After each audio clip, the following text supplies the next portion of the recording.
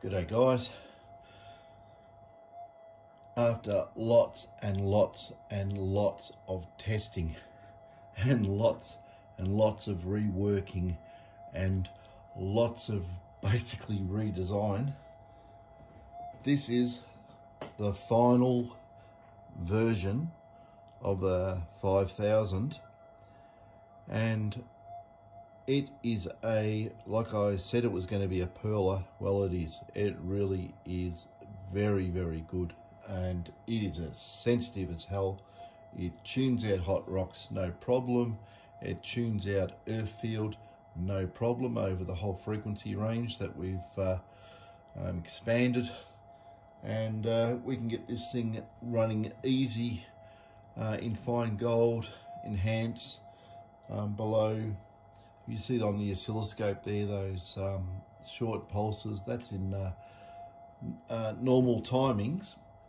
And from day dot, I've been using those 3 short pulses as a reference, rather than running through this thing and saying, oh, you know, this pulse is this long, that's that long, and we go into different modes and there's different lengths of pulses.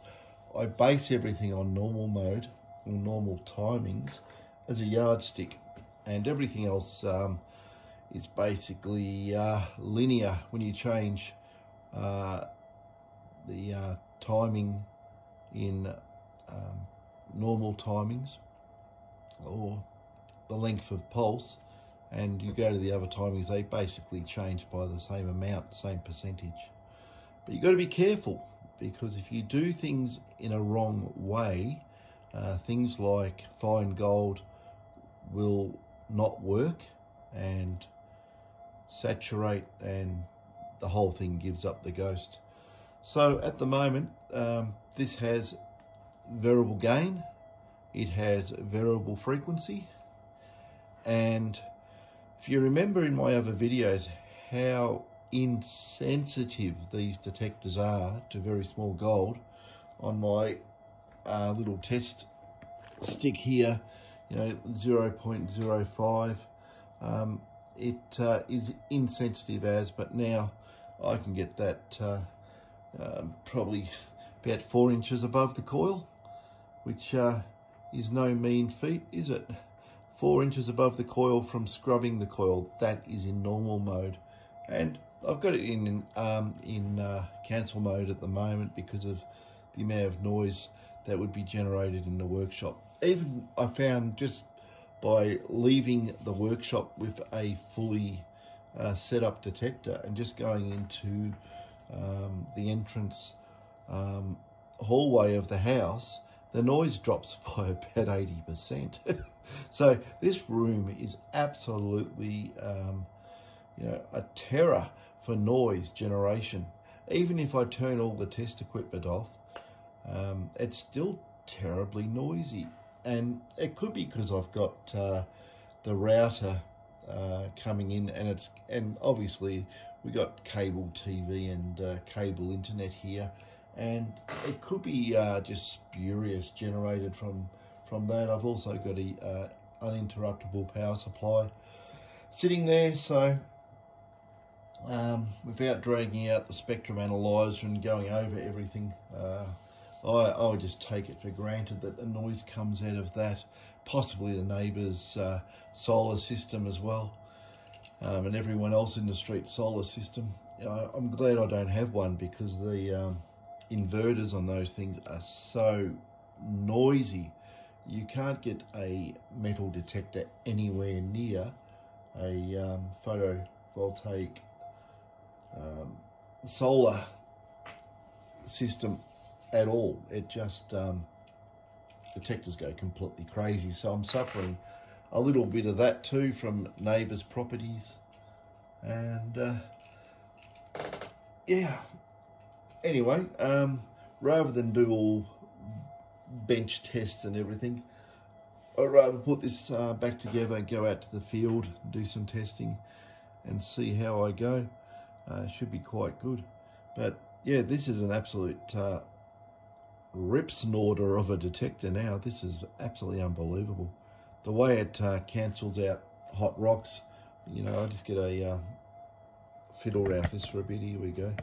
Like it's got one of those Kalgoorlie hot rocks, which is, you know, absolute horrible thing. Let's have a look. What are we in? We're in normal timings. I've already tuned it out, so it's not going to react.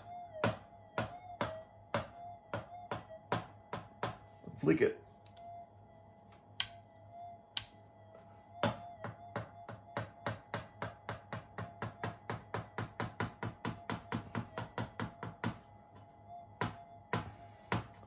So it tunes out that in normal timings. I'll just try enhance. It should tune it out just as well. I'll flick it. To fast track it, you flick it into fixed, then into tracking, and you get 5 seconds of fast track. That's the way you do it when you set these detectors up. You do it on the handle switch or whatever. So we go into fixed, go into tracking, and then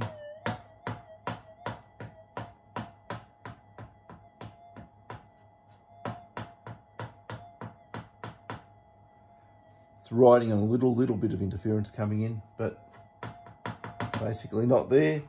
And we'll stick it in the special fine, flick it back into fixed, flick it into tracking.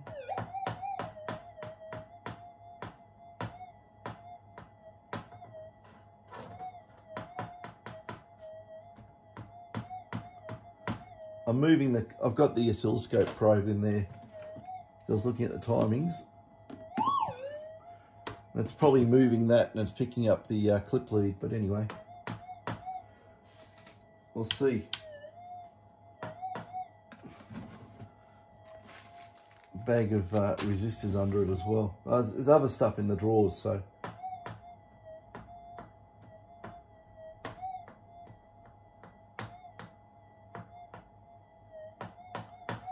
Little bit of reactance from the hot rock, but nothing is minuscule. It's probably just actually me bouncing the coil with all the metal around the place. So now I won't hit it on the coil. We'll just see how we go. I'll just flick it again just in case I've upset everything. That's better. It's a little bit there. Hardly anything. It's just basically sounds exactly the same as ground noise. So that's the beast, the 5000 down there, which is completely finished. It's amazing, like trying to get detectors out the door for people and trying to do development.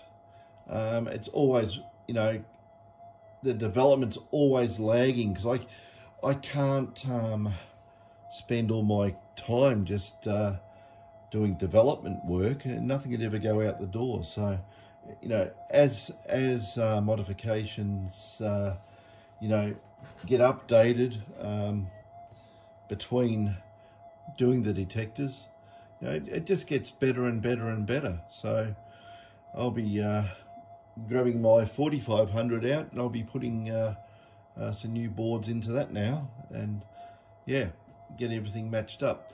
I did find that certain parts of the power supply in these detectors are extremely noisy. There was one over one of the rails was just about taking off. And yeah, I had to do a lot of component changes to stabilize it. But now that the power rails on this are absolutely stable, the noise and ripple on the supply lines to critical componentry is well under a millivolt of ripple, and that's pretty good because starting off it was not under a millivolt, I'll tell you that.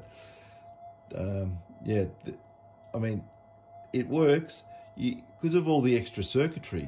It's going to load the power supplies a little bit, and yeah, sort of not 100% you know, clean enough. So I had to clean up all the power rails. Basically, I went from top to bottom doing this detector, ripped out a lot of stuff on the back of the board, replaced a lot of stuff, had to change a lot of components, but this is an absolute ripper. It really is. I'm quite impressed. So that's that sitting on the bench, humming away, and I'll get it back together and we'll see if we can go and do a quick field test, and it should be an absolute beauty. But yeah, I'm impressed. This was the one we tested out in the field the other day in the other video, maybe 2 videos ago, and it only had the fixed input stage done, and it worked beautifully. So now it's had the variable gain stage added, and your power supplies have had to be cleaned up a little bit for that as well. But yeah, you can just hear, I just turned the amplifier up, the preamp, or the amplifier, what do you want to call it. There you go, that's the booster, should I say. That's that there, if I had the lid on. That is flat out, that's full, you know. If I got a metal target, that's me bumping the cable on the front of the detector. But anyway, like I say, that is the, it's cranked flat out on the bench. And to give you an idea of how much noise it is in here, I don't know actually if this detector is going to reject a fair bit of that noise. I'm going to put it into, dare me to do it, I'm going to put it into mono mode, okay? I'm going to put in normal timings. Okay, let's see what happens. That's not too bad. That's in mono mode. That's picking up all the 50 hertz interference and everything else in here. And I'm really amazed. Hang on, I'll get my little target here. And even though this thing's screaming like a bit, geez, it's not like any other detector. It's handling the noise really well. So I'll go back up here, and I'll just use, I'll use a 0.1. I don't think I'll use a 0.1.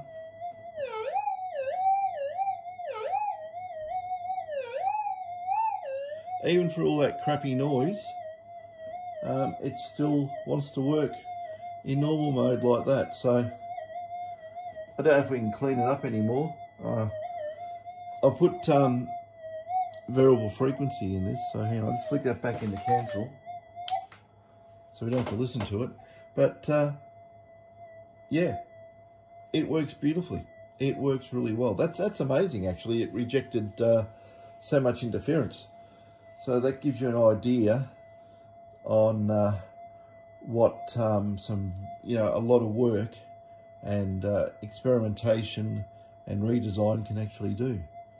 So yeah, it's sitting there, oopsie, humming away.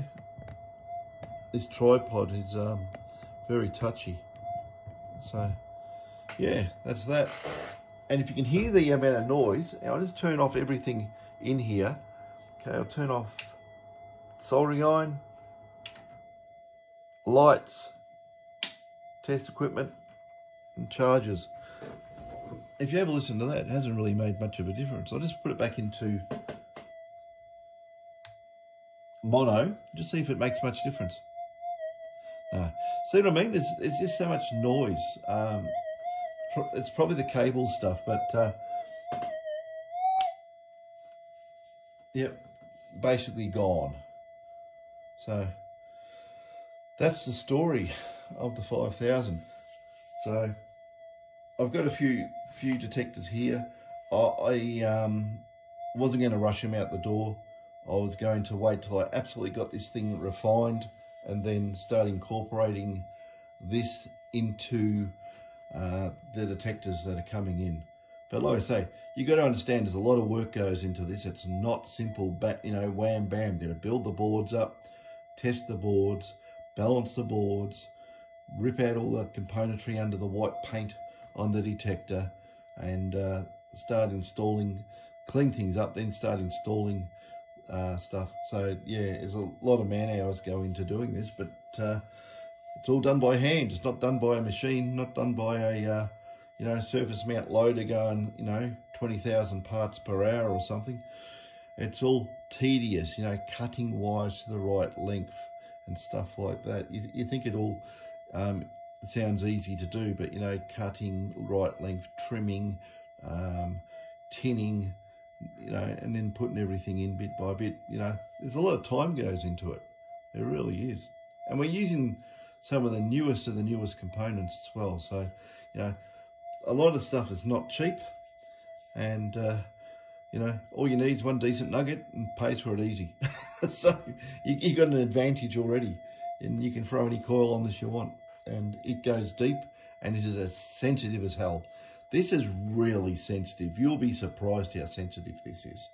If you put a small coil on it, you'll be pinging 0.05s, probably 4 or 5 inches down. It's very sensitive, very sensitive. 0.1s, you're going to be digging holes, or big holes with 0.1s. Oh, there we go. Dave wants me, I think. So I better turn this off, and I'll put it back together and get out.